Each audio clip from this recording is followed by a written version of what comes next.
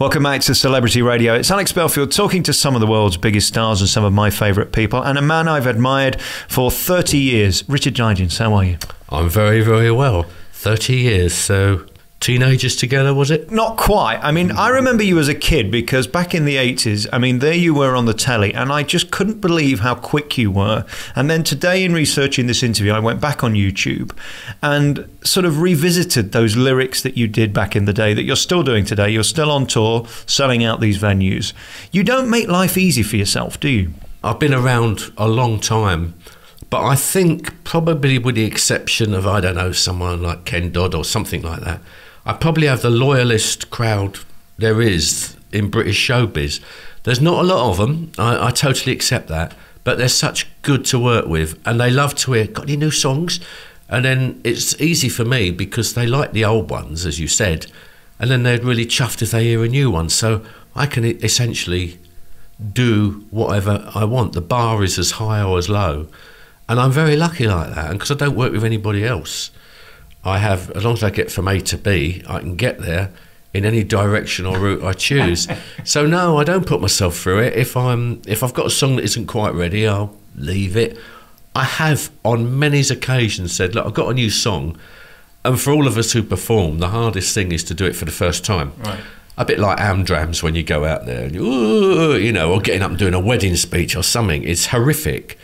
And it's the same with us when we got a new song. And I often say to them, I've got a new song, I'll probably louse it up, but if you'd like to hear what I can do so far, yeah. And when you take that pressure off yourself, 9 times out of 10, you remember all the words. Yeah. And of course, once you've done it once, you're off and running. So, I mean, they're so clever, and obviously your game is wordplay and the use of words. I mean, when you look at Sod's Law or any of those, I mean, they're so clever. Are there moments on stage where you look out there and you think, I have no idea what's coming next, and then where do you go with it?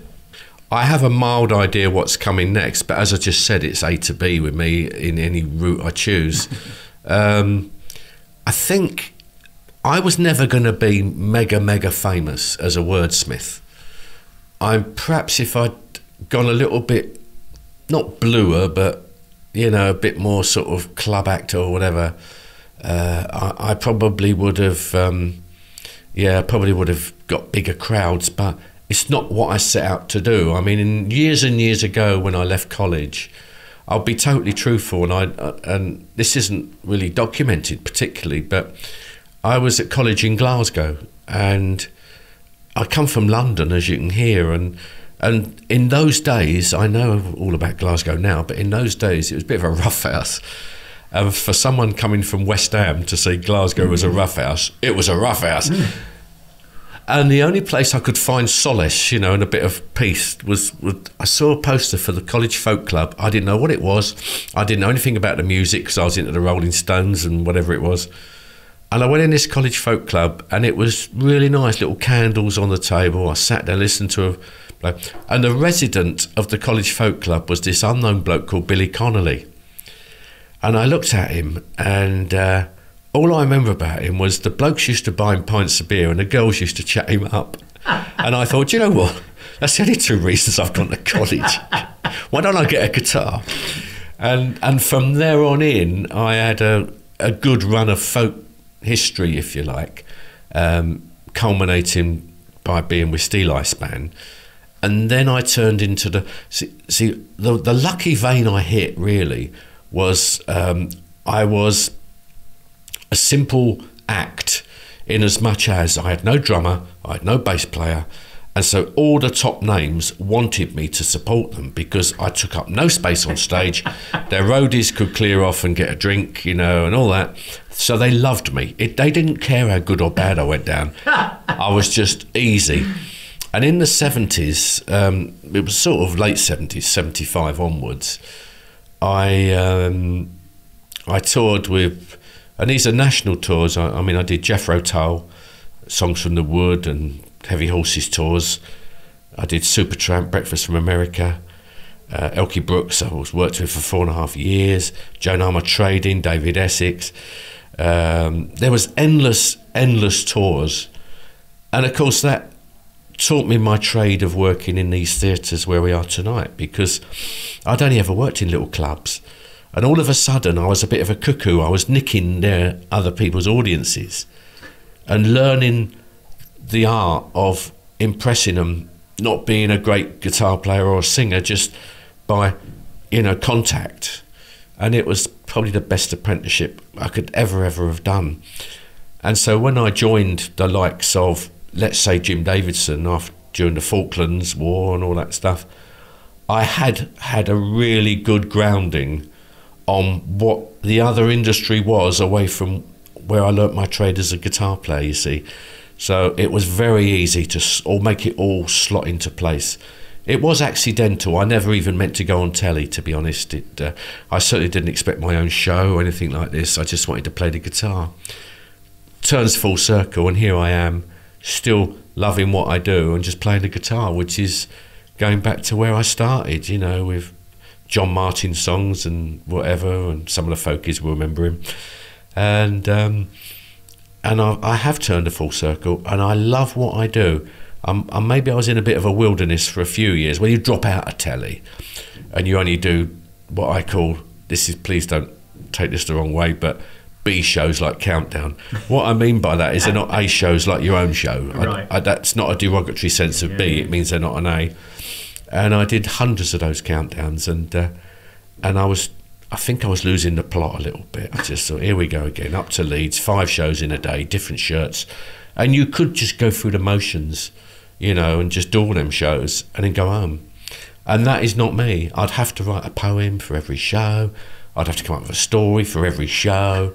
No cheating, and basically I was getting tired of it all, and it was when I was 60 actually. I decided there's no half measures. You either kick showbiz in, or you go with it. You can't play the middle game, otherwise you look like a cobwebbed bit of a has-been, you know. And I decided to kick it all in and go back to my guitar playing and my stories, which I've always loved and wanted to do in the first place. Luckily, my grounding was in radio, and therefore I kept my contacts and still do a lot of documentary work for radio. And on TV, as I say to an audience, I'm in your houses every day, in your living rooms every day, but you don't know, because I do so much of that guitar stuff you hear on the background of antique programs and house buying programs and whatever. And that is a brilliant income. You know, it's good PRS, as we call it, for the non-musical people. And that alone would be a really good job for me, but I like to be out here. I like to be in the sharp end, and I like to test myself. I'm not bothered about years. That don't bother me. I just think, well, I've been doing it longer than most, but still getting away with it. That's how I look at it. And it's interesting, the perception as well, because I would say, oh, he's really funny, he's a great comedian and musician. But would you say you're a brilliant musician firstly and then a comedian? I would indeed. Yeah. I learnt my trade as a musician. The highlight of my whole career was to do a duet with Brian May of Queen. It certainly wasn't to go on stage with, I don't know, any comedian you wish to name, and God knows I've worked with a few. I do like comedians, but when I worked with Steve Martin in America, who's very famous, he's a movie star, and he's a comedian, I suppose, but he's also probably one of the world's greatest banjo players. And when we worked together, and we used to, excuse me, we used to do dueling banjos as an encore, because in America, and if you play banjo, you can't get away without playing dueling banjos, otherwise there's another war of independence, you know. But when Steve and I used to chat, it was never about comedy. It was always about music. He was fascinated by British folk music, and I was equally fascinated by country or bluegrass or Appalachian music that he loved. And it was the common factor and the common denominator of us working together. And that's, maybe it sounds twee. I'm not a twee person by any stretch, trust me, but I know it sounds twee when you say that music is such an international languagey thing, because I worked in America and died on my backside, you know, to the point I just thought, what's the point of this? You know, you're a real cockney, you know, and I gave up, and it wasn't until I went back and I did a tour with Steve Martin, and then Billy Swan, the Allman Brothers, stuff like that, you know, where I felt back at home. So the answer to your question is, yeah, it has to be music. I knew I wasn't... See, I came up at the same time as Ralph McTell, who wrote Streets of London, but I wasn't in Ralph's league as a lyricist, or certainly a singer. I may have just got near him as a guitar player, but not as a great songwriter. And it was Ralph, who is a really good mate of mine now, who made me realise, you ain't got a great voice, but if you make your stories longer, you ain't got to sing so much. And that's what my whole career was. It started off as a singer, introducing songs, and then it became the stories becoming quite paramount, and then putting the songs in between. And now, because I've levelled out and I'm a lot older, it's probably about 50-50, but I only ever do what I want to do, and that's the greatest thing that anyone can ever say about their jobs and, you know, the way they pay their bills. I'm just a very, very happy bloke, and I think that's fantastic. Yeah, and that means you've won. You're unique, and that's, of course, why you got on so many shows, the Raw Varieties and things. And, of course, at those events, you get to meet heroes. I know James Taylor was a man who you really loved and admired. They can sometimes let you down, these people who are somewhat bigger than you and you want to meet. Well, certainly James Taylor did, yeah. I was devastated. James Taylor, for me, is just below God. Yeah. And when I was learning guitar, and I was learning Fire and Rain and In My Mind I'm Going to Carolina, and, you know, all the stuff, he was my idol. He was just superb. And I did the London Palladium with him, actually, and he did. Of course, he didn't know me from Adam. I mean, why would he? But I waited till he walked down the corridor. They're very narrow corridors at the Palladium because it's such an old theatre, and it's crammed into shops and houses. So the Palladium, although it's big from the public's perception, backstage it is a complete rabbit warren, or even not that, it's a hamster warren. It's tiny. And I kept peeping out my little pokey little dressing room, waiting for him, and there he was, and he came down, you know, no air, but I'm fine one to talk. And there was James Taylor, and I was amazed how tall he was. That's the first thing I remember. And I went up to him and I said, "Hi James, just wanted to say hello. You're a massive inspiration to me, you know." And when I learnt to play the guitar, I learnt to play through a lot of your stuff. And he just said to me, "Is that so?" And walked right past me. And they say, never meet your heroes. Yeah. And I'm not saying I didn't want to meet James Taylor. It was an honour, you know. And through my radio days of Capital years and years ago, doing the Nebworth gigs and playing to 500,000 people, you know, and going on before the Beach Boys and stuff like that, I was never fazed, never ever fazed, going on before Santana or whatever. I just loved it. But when you meet your hero and he don't want to even say hello or pass the time of day, yeah, it can be devastating. I'm only a punter, the same as everybody else, right. You know. Yeah, it's wounding, isn't it? Yeah. The radio days are interesting because it's changed so much. I almost wish I could have tried it in your day. I think it was much more fun when there were much bigger personalities. For sure. I mean, I was quite lucky because I was in London, and the stories that go with my life are brilliant because I did basically an acoustic show. I wouldn't call it a folky show because there was blues and whatever it was that went. But the acoustic show was actually quite well received for a few years. Did it for a long time.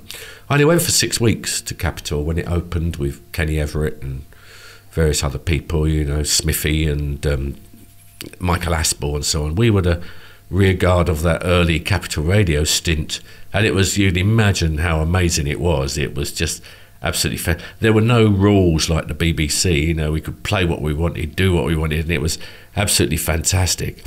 And we had a little canteen. It wasn't very big. And they used to put on I remember it, just by where you got your tea and coffee, they used to put little circulars up on who was coming in for an interview.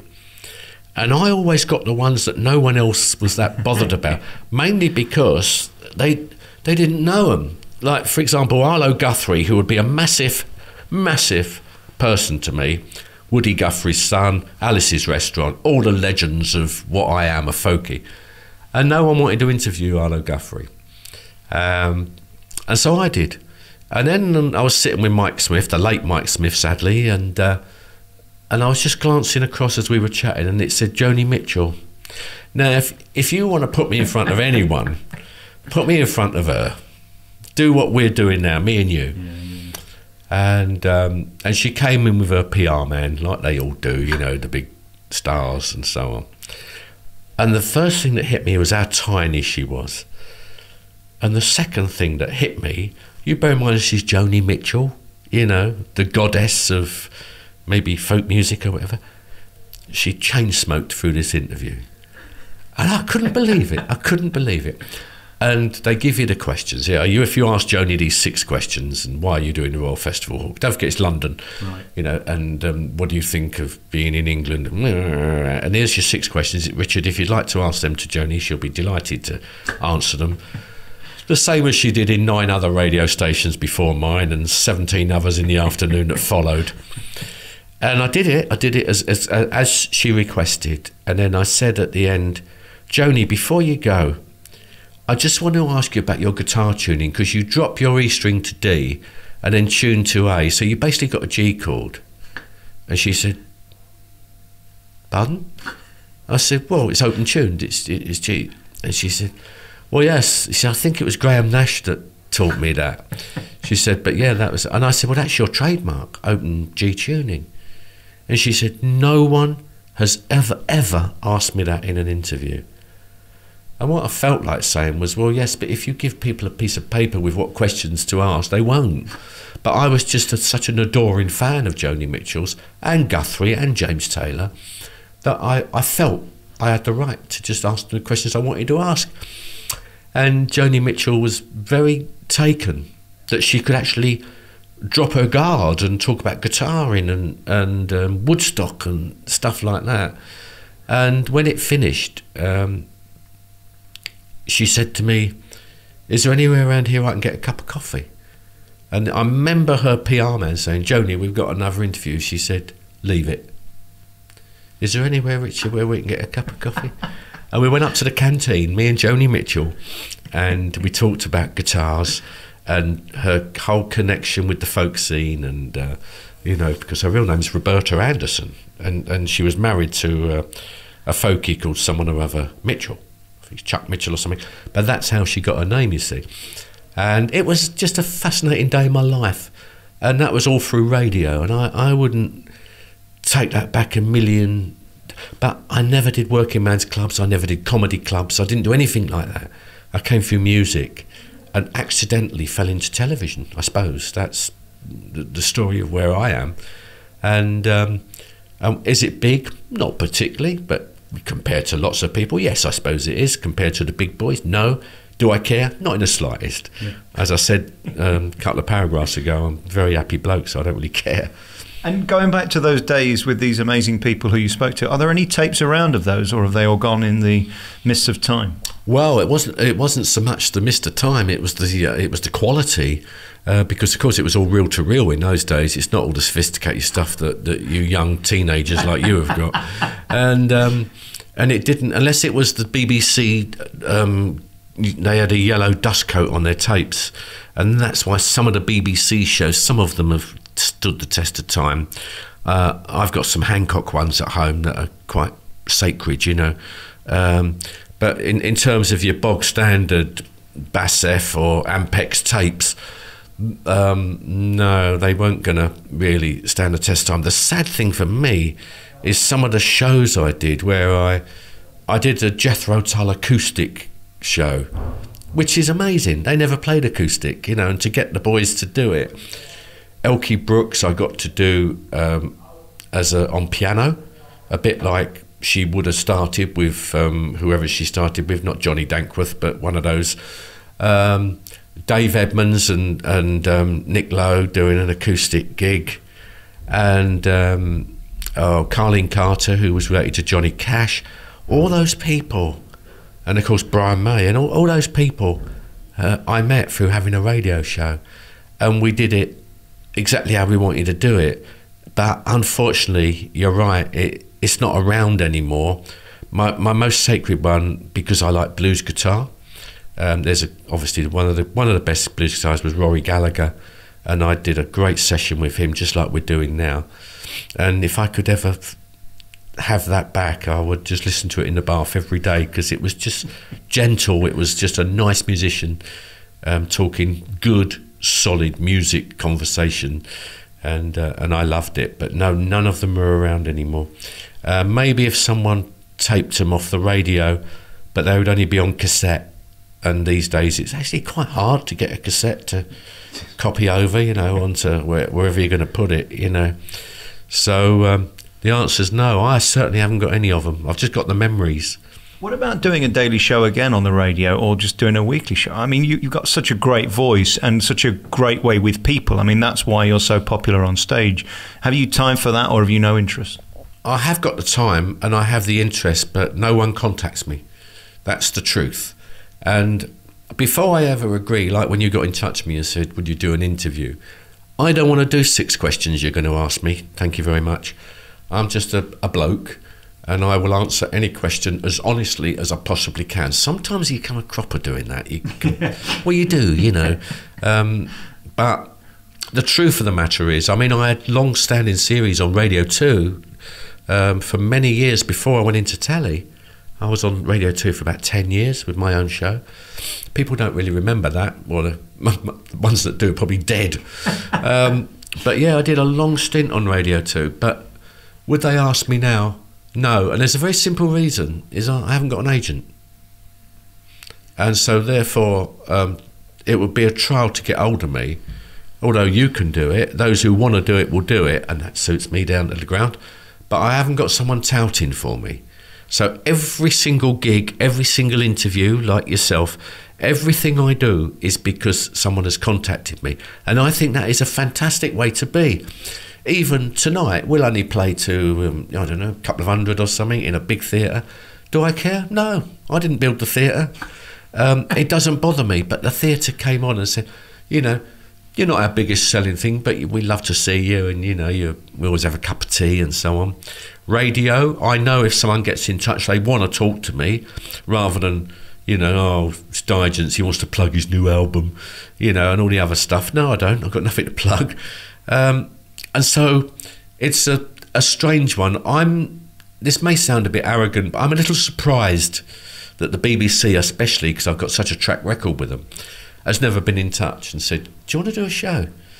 The night Richard Whiteley died, I was sitting in for him. I was driving to Leeds to sit in for him to chair Countdown. The night he died. And Susie Dent in Dictionary Corner rang me up and said, have you heard Richard's died? And I said, no. And then a couple of minutes later, the producer rang and said, oh, you might as well turn round because we can't do a show because Richard's just passed away. So I actually drove to Susie's house and we opened a bottle of wine and toasted Richard Whiteley, who was a really, really nice guy, I've got to say. And they sort of offered me the role of taking on Countdown. But you see, I had 2 daughters. I'm a single parent, 2 daughters. I couldn't go and live in Leeds for 6 days a week, 5 days a week. You know, I don't live up that way. And I think I fell out of favour, even though you go on YouTube and all the big countdowns are my poems and things like that. I don't think they like me. I think that's the truth, and I'm quite open to say it on your interview. I don't care. And also new people come in behind the scenes, and a lot of them are graduates coming in from uni. I would not dispute for 1 minute, a lot of them probably don't even know who I am, even though I did tons of countdowns. I did it in, but an interesting tweet just the other day was Rufus Hound was on, and there was a tweet that said, it's great to hear Rufus doing some poems. It was just like Countdown in the glory days with Richard Digance. I read it and I was so chuffed, and I was too embarrassed to retweet it because it looked arrogant and big-headed. But I thought, oh, wow, someone remembers. But yes, I'd love to. I love radio. I mean, way back, I started in hospital radio. So, yeah, I got a passion for radio. And I like what it stands for. I like the vision, the imagination, and, you know, voice being more important maybe than visuals at times. And it's honest. That's the nice thing. But I've never been invited. That is the answer to your question, as honest as I can be. Television-wise, I'm not that interested in doing silly guest slots like Celebrity Squares and all that nonsense. And no, if I was to go on, I'd be me. But they don't want me, you know. It's not what the modern world is all about, and I quite accept that. But here in a theatre, I am in my natural habitat, so I don't really worry about the other things. Well, and it's your show, you control it, you do what you want, and the punters who are coming in are buying into your party, aren't they? And there's no greater compliment than that. They're turning up to see what you do, and that's nice. That's right. Well, tonight a small crowd, but every one of them's had a bath or whatever. They've woke. I hope so. Yeah, so do I. Mind you, not all of them. And no, but they've got ready. You know, they've had to make plans. Maybe they got their dinner early or something. And they've got ready to come and see the show, which I think is incredibly complimentary, to be honest with you. I don't care how many there are, even if there's 4 of them. At least those 4 people have made the effort to come and see you, and I think you should take that as a real huge compliment. The strange thing about this business, especially show business and not so much music business, is that it seems the bigger you get, the more detached you become with your crowd that put you there. And that may be a hard-hitting thing for someone in the industry to say, that might be offensive to other people in the industry, and I actually don't care, because I know I'm right. I'm not going to name names on your programme, but I know people who have gone, yeah, it'd be a great job if it weren't for the public. And I find that sad, I suppose the word is, because it was that public that put you there, bought you your nice house on the Thames and whatever it is you got, you know. And don't forget, but so many of them do. I'd say 90% of them do. I hope you realise how loved you are by the public and what an impact you made on people like me and other people who just like great entertainment, because that's fundamentally what you are, an amazing entertainer who stands on a stage and captivates an audience without whistles and without flashing lights and smoke machines. It is just you and a guitar, and that's thrilling, and I think there should be more people like you on TV for that reason. Yeah, well, I do say it's a modern day troubadour existence. In a concert like tonight, there's no lighting changes, there's nothing, there's no intro. I walk on, hello, well, they know it's me, I've bought a ticket, haven't they? And I don't do encores either, and I'm one of the rare people that don't do encores. There's no point, you know, you wear your shoes out. I know I'm going to do an hour, and I know there's going to be an interval where I sign the books and the CDs and things, and then I know there's going to be another hour, and so do they. So what's the point, you know? And so I am really a warts and all, nuts and bolts act. It's all I ever wanted to be. And I'm very touched by what you say, you know, genuinely. I know it sounds twee, but I am touched that you say that you know, that there's a bit of respect out there for the years I've done it. But I don't expect respect, but I do wallow in it a little bit. It's nice. So you should. You deserve it. Richard Digance. You can find you by going on the internet. Just put in Richard Digance. It's there. Your website, just for those who want to get tour dates. richarddigance.com, actually. You're working really hard. That's what's interesting. I mean, you're on the road most of the time. Well, not most of the time. It splits between the documentary work, you know, loads of incidental music, and then I'm actually a ghostwriter for quite famous people who want autobiographies done, but obviously I can't say who, because that's one of the parts of being a ghostwriter. But that's quite a big aspect of what I do these days. And coming out and doing gigs is like a bit of being on holiday for me, you know, so it's really, really great. And I'm very open, even on my website that you just very kindly plugged, you know, they can send an email off my website and it don't go to 9 people and 4 agents. It comes to Richard Digance, you know, and rd@richarddigance.com. It is that basic. And if they want a song like tonight, they might have emailed me yesterday or whatever, and I'm very open. And if I reply and say, sorry, don't remember that one, oh, thanks, Richard, you know, and you think, maybe am I the only one that's really keeping pace with the punters here? Richard Digance, I'll let you get ready, because there's a full audience waiting for you. Thank you for being you, and congratulations for all the memories as well. Richard, thank you. Pleasure, mate.